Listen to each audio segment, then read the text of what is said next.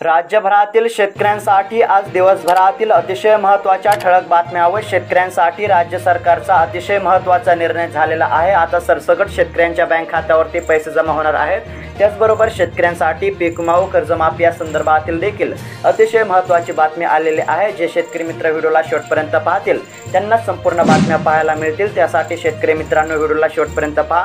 जे शेतकरी मित्र व्हिडिओला शेवटपर्यंत पाहतील त्यांचा नक्कीच फायदा होणार आहे। त्यासाठी व्हिडिओला शेवटपर्यंत पहा व चॅनलवरती जर नवीन आलेला असाल तर आताच खाली दिलेल्या सबस्क्राइब बटनला क्लिक करून या चॅनलला नक्की सबस्क्राइब करा, जेणेकरून तुम्हाला दररोज अशाच महत्त्वपूर्ण बातम्या या चॅनलवरती पाहायला मिळतील।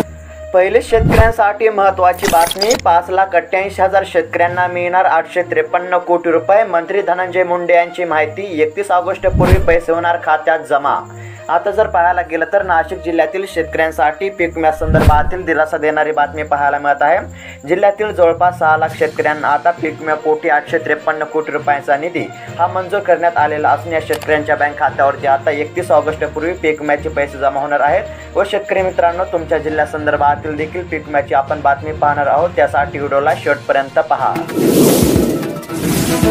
महात्मा ज्योतिराव फुले शेतकरी कर्जमुक्ती योजनेमध्ये प्रोत्साहनपर लाभ योजनेत सुमारे 14 लाख खातेदारांना 5,216 कोटी रुपयांचे वाटप। आता जर पाहायला गेलं तर शेतकऱ्यांसाठी महत्त्वाचीच बातमी पाहायला मिळत आहे। आता महात्मा ज्योतिराव फुले शेतकरी कर्जमुक्ती योजनेअंतर्गत पात्र शेतकऱ्यांच्या बँक खात्यावरती प्रत्येकी 50,000 रुपयांचे अनुदान हे जमा होण्यास सुरुवात झालेली आहे। त्यानुसार 14 लाख शेतकऱ्यांच्या बँक खात्यावरती तब्बल 5,216 कोटी रुपयांचे अनुदान हे जमा करण्यात आले आहे। त्यामुळे या शेतकऱ्यांना आर्थिक दिलासा मिळाला आहे। पिकांच्या भरपाईसाठी ठोस धोरण हवे, नदीकाठच्या शेतकऱ्यांची मागणी। नुकसानीचे संकट दरवर्षीचेच। आता जर पाहायला गेलं तर अतिवृष्टी आणि महापुरामुळे नदीकाठीवरील शेतकऱ्यांच्या पिकांचे नुकसान हे नित्याचेच बनले असल्याचे पाहायला मिळत आहे। पुराचे पाणी ओसरल्यानंतर पिकांच्या नुकसानीचे सर्वे करताना पीक पाहणीचे गांभीर्य लक्षात घेतले जात नाही। त्यामुळे पूरग्रस्त शेतकऱ्यांचे आर्थिक नुकसान कायमचेच आहे। त्यासाठी शासनाने आता नदीकाठी पुराने होणाऱ्या नुकसानीबाबत ठोस धोरण निश्चित करून त्यानुसार शेतकऱ्यांना तातडीने मदत देण्याची आवश्यकता असल्याची मागणी शेतकऱ्यांतून करण्यात येत असल्याचे सध्या पाहायला मिळत आहे। नैसर्गिक आपत्ती बाधितांना यंदा निकषाच्या दुपटीने मिळणार मदत। आता जर पाहायला गेलं तर नुकसानग्रस्त शेतकऱ्यांसाठी आणि नागरिकांसाठी महत्त्वाचीच बातमी पाहायला मिळत आहे। राज्यातील महायुती सरकारने 27 मार्च 2023 रोजी केंद्राच्या धोरणेप्रमाणेच राज्यातील आपत्ती बाधितांना मदत देण्याचा निर्णय घेतलेला होता।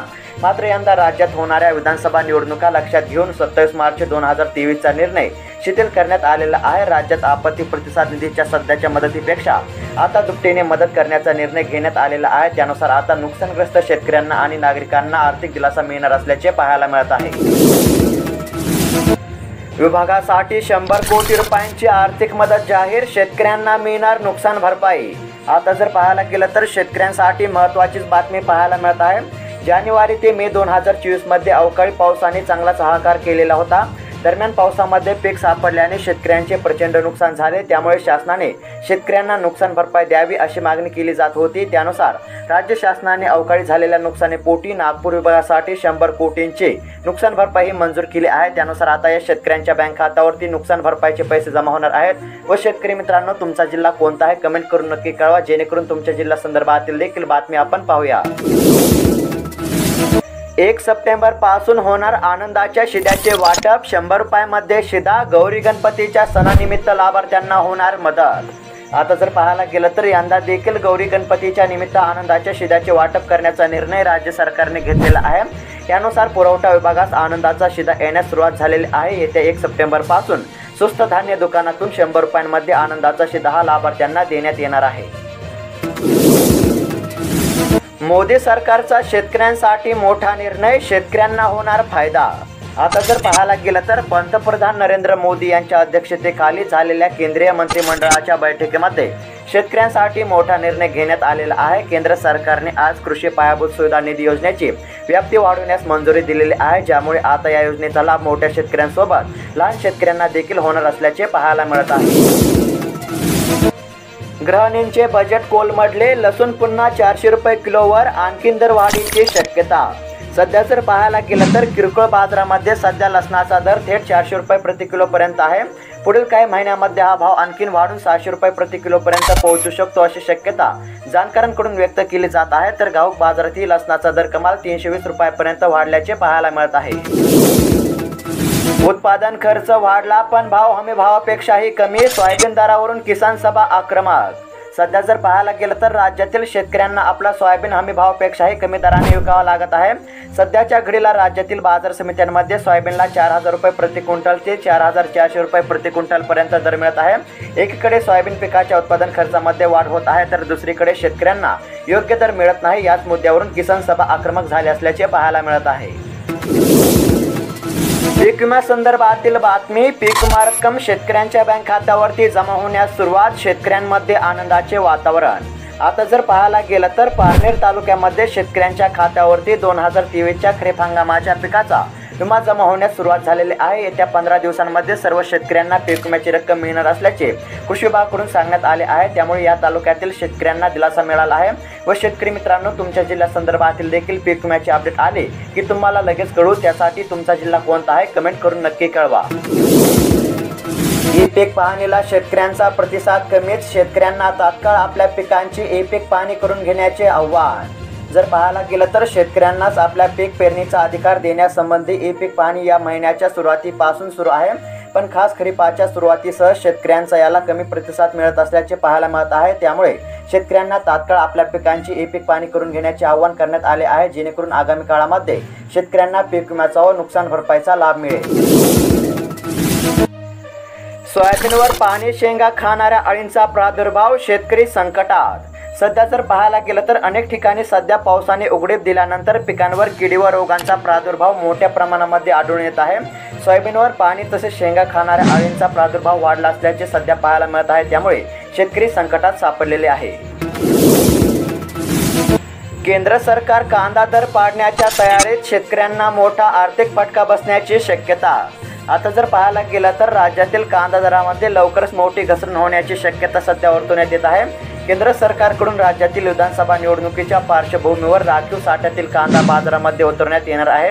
त्यामुळे याचा राज्यातील कांदा उत्पादक शेतकऱ्यांना मोठा फटका बसण्याची सध्या शक्यता वर्तवण्यात येत आहे।